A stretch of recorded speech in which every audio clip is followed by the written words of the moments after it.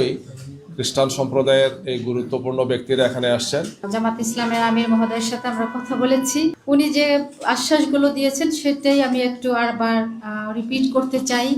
যেটা উনি জাতির উদ্দেশ্যে বলেছেন সেটা হলো, যদি মহান সৃষ্টিকর্তা ওনাদেরকে এই দেশ পরিচালনা করার সুযোগ দেন, তাহলে এই বাংলাদেশের শারিয়া ল অর্থাৎ শারিয়া আইন উনি বাস্তবায়ন করবেন না। এটা আমাদের জন্য খুব ভালো বিষয় ছিল।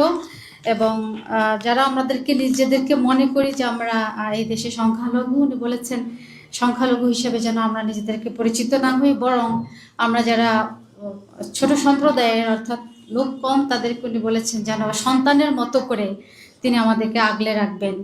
তো এইটাই যেন প্রচলিত থাকে, যদি মহান সৃষ্টিকর্তা ওনাদেরকে এই দেশে দেশ পরিচালনা করার সুযোগ দেন।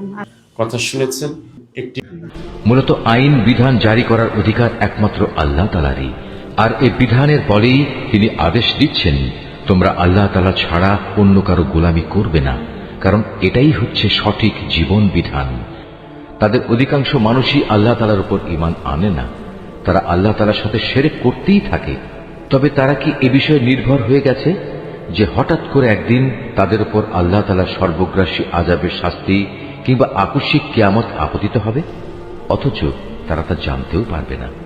হে নবী, এদের তুমি বলে দাও, এ হচ্ছে আমার পথ, আমি মানুষদের আল্লাহর দিকে আহ্বান করি। আমি ও আমার অনুসারীরা পূর্ণাঙ্গ সচেতনতার সাথেই এই পথে আহ্বান জানাই। আল্লাহ তাআলা মহান, পবিত্র, এবং আমি কখনো মুশরিকদের অন্তর্ভুক্ত নই। তোমার আগে বিভিন্ন জনপদে যত নবী আমি পাঠিয়েছিলাম তারা সবাই তোমার মতো মানুষই ছিল।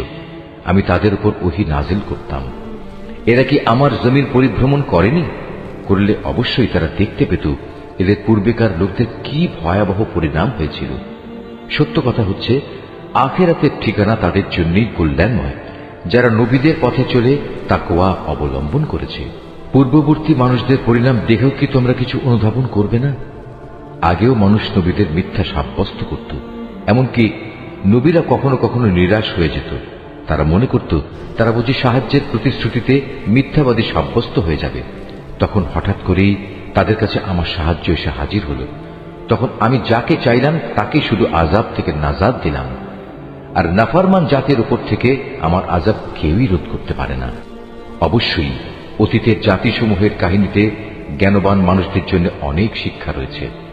কোরআনের এসব কথা কোনো মন গড়া গল্প নয়, বরং এ হচ্ছে তারই স্পষ্ট সমর্থন যে আসমানি কিতাব তাদের কাছে আগে থেকেই মজুদ রয়েছে, বরং তাতে রয়েছে প্রতিটি বিষয়ের বিস্তারিত